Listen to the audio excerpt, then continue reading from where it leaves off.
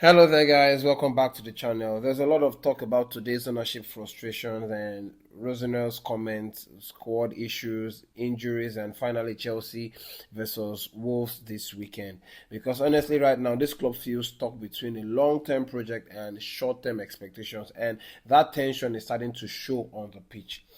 Let's start with the report from the Athletic because apparently, according to the Athletic, Chelsea are targeting a centre back, a midfielder, and an attacker, and the club reportedly have about 84 million pounds that they won from the Club World Cup.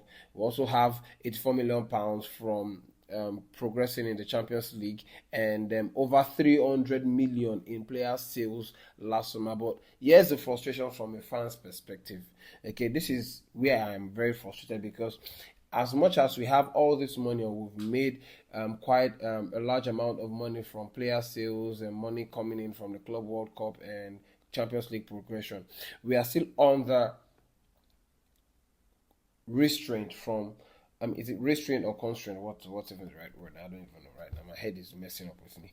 Okay, and under UEFA, we are not allowed to spend beyond a certain amount of money per season for per year for a duration of 3 years. Okay, and we are now in the eighth transfer window under Bluco, and Chelsea still don't look like a title challenging team. And this is the biggest problem that I have because that's the main issue.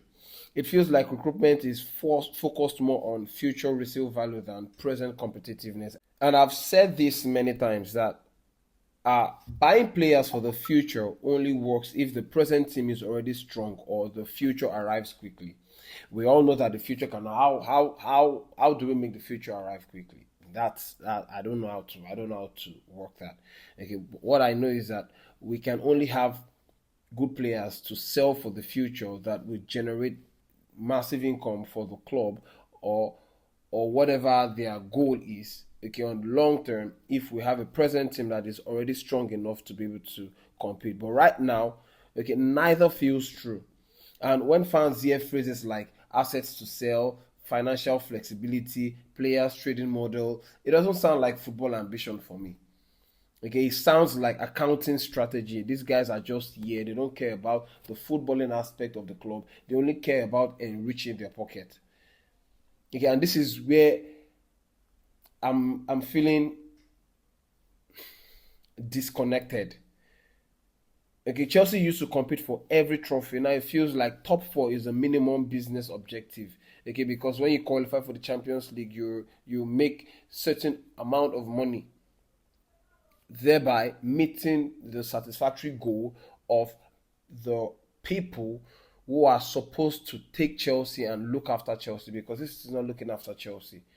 Okay, this is just going to be a way to enrich the pockets of these people and the clients that they have outside of Chelsea.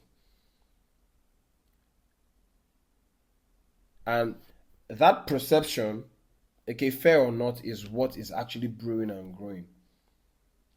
And then Rosenior was asked in the presser because he had the match press conference for the game against Wolves on Thursday, which is actually unheard of. I've not seen something like that before, where you have a press conference 2 days before the match. This is the first time I'm seeing or experiencing it. It's not happened before. Correct me if I'm wrong. Okay, Rosenior spoke in the press conference and he was asked if Strasbourg is a junior partner in a multi-club model, and Rosenior said that. What did he even say? He said when players move between clubs frequently, fans naturally question, and the most important thing is that he said that Strasbourg have their own goals differently from Chelsea's goal, and uh, I don't know what the goal is. Okay, Strasbourg will look like a club that want to be able to stand on their own. To if they're making it, their overarching goal is to be able to challenge and be a bigger club in the future. But the way Bluco is handling the relationship between Chelsea and Strasbourg looks like it's always going to be undermining the reality or the hope of Strasbourg, where you go into the club and you cherry pick, you unpick all the good players. Mohamed Salah has been taken and he's now in Chelsea. Aaron Samino, even though he's a very good and a very good player, okay, has been sent the other way. You also have David Tatrofofana, who has also gone the other way. Okay, we know that Blocos giving them these players to just keep them short. We are taking the best of their squad. We have Saar, who's just like I said, has now returned back to Chelsea because he's been recalled. We have Emmanuel Emega, who's also going to be leaving Strasbourg come the end of the summer or the season, and is going to be joining Chelsea in the summer. We hear of rumors that Chelsea are targeting Valentino Bacco, and it looks like they're also going to be hiring even Diego Moreira. So when you take all these players, what's left of Strasbourg? That's my question. Okay, so these guys, these people we're treating them like junior partner, but and that's what it is for me. But if Liam Rosenior says the opposite, well, I'm not going to argue because I'm not stupid. I refuse to continue to be played or made a mockery of by following or choosing to be hyper each time there is rumors and talks of transfer news and all that. How many times have we been here? We all know that Chelsea, okay, will not go into the market to buy players that will actually upgrade the team. We know the strategy for the past 8 transfer windows now that Chelsea have doubled down buying players for the future to flip for profit to enrich their pockets. That's the only thing. They do not care about improving the club or any other club that is under Chelsea. So that's it. We need to realize that these guys do not have our best interests at heart.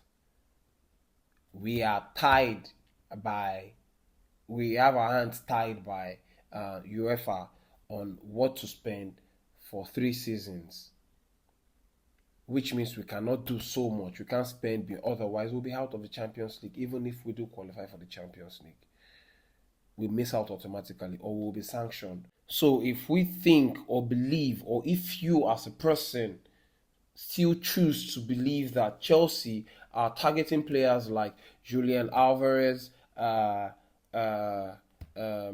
the other guy's name? Players like Yildiz, the Nottingham Forest midfielders, what's his name again?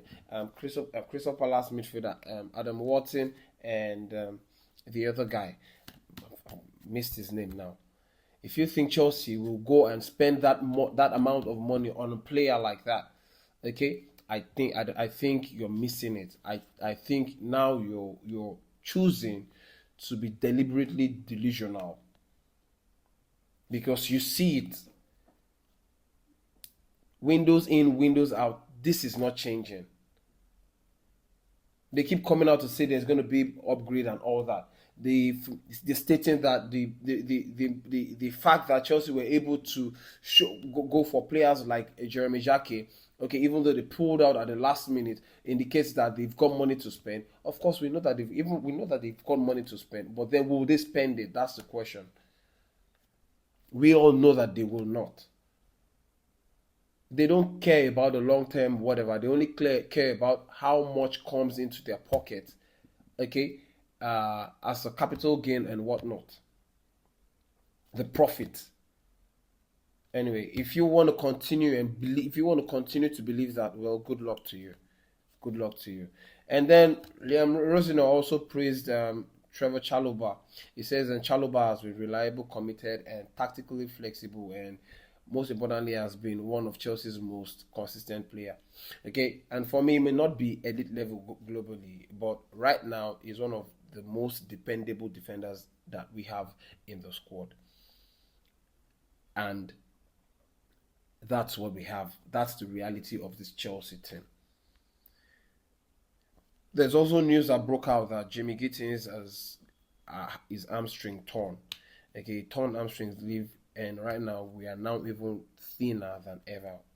when we have only players like Neto, Cole Palmer, who can sometimes play out wide. We have Garnacho, who we know that is very, very fluid, and Esteval William. That's not ideal depth for me. That's not ideal depth for me, especially with the fixtures congestion. Timing matters too, and we we we loaned out uh, um, Tyreek George to Everton, and we are dealing with this all of a sudden. And I don't know, man. I don't know. He also talked about the performance the Chelsea put up against Arsenal in the Carabao Cup semi-cup final.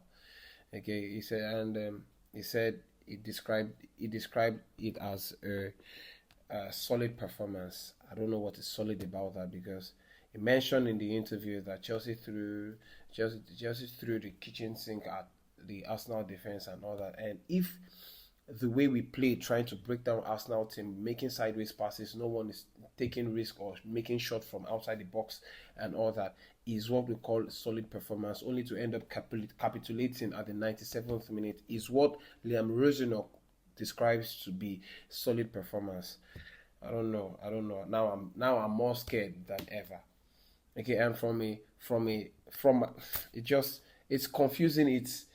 I'm not liking what I'm seeing at Chelsea anymore. It's now becoming something of torture to watch, to listen to Chelsea's news or briefs and all that. It's just irritating at this point.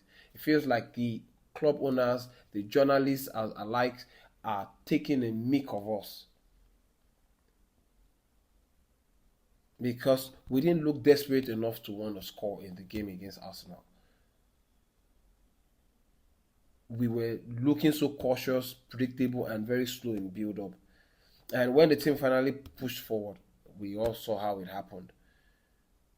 That's everything that I have for you guys. Now, let's talk about the game against Wolves. Okay, Rosino mentioned consistency and preparations for the game against Wolves, and that's exactly what we need to do. We are done with. Let's just move on from the loss of from crashing out um, in the semi-final against Arsenal. The Chelsea have a habit of struggling against teams in poor form, and I hope that this is not going to be one of those days where they end up gifting team like Wolves 3 point or even a point. Right now, we need all the point that we can get. We cannot afford to drop any further than we have. Okay, and this game is important for momentum and confidence. We need to control midfield tempo and move the ball very fast. Okay, avoid defensive mistakes and be clinical in attack. We need to start the game on the front foot. No slow first half, no unnecessary pressure, just control. And then I'm going to give my lineup now, and I'm going to start with Sanchez in goal, a back four of James, Chaloba, Fofana, and Cucurella. In midfield, I'm going to go with Caicedo and Santos, with Enzo Fernandez playing as the 10. In the attack, I'm going to go with uh, Palmer on the right rather, Neto on the left, and I'm going to go with Joao Pedro as the leading striker. This lineup is, for me, is the best right now. Okay, I know that we're eager to want to see Esteval starting every game and all that. This boy is a kid and he's going through something. I don't think that right now is the best time for us to put him under unnecessary pressure, because he makes a mistake, the fans will go on him. Media will start to draw attention. It will start to get the media's attention, and pressure is not what this young man needs right now.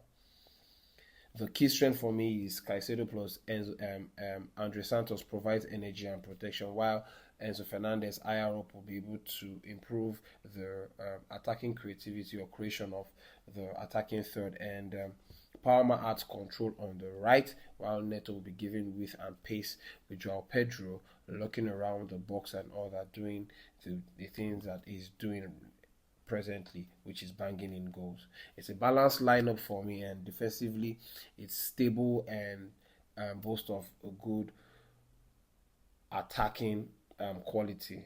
sometimes gives us the opportunity to be able to beat our opponents in transition, and this is exactly what Chelsea need right now. If we need to make any changes, I think it's best that we bring on maybe we can bring on Delap, we can bring on Esteval just to uh, uh, do the finishing work against teams against the defense line, and even bring on Garnacho. Or we still have Q and Delap. Delap right now, I don't know what to say about Delap, but it just looks like we made a mistake getting Delap. Anyway, this lineup is going to be giving Liam Rosenior flexibility depending on the game state, and Delap offers physicality, even though that's all he does, try to fight and fight, getting himself yellow carded and all that. Anyway, I'll wrap up with this my score prediction. My score prediction. This is a must win, so I'm giving Chelsea a win. Chelsea 3, Wolves 1. Okay, after Arsenal's disappointment, injury updates, squad questioning, and ownership frustration, right now we need something that is going to give the fans something to hold on to. Okay, we need to win this game in a convincing manner, not just a win, a performance.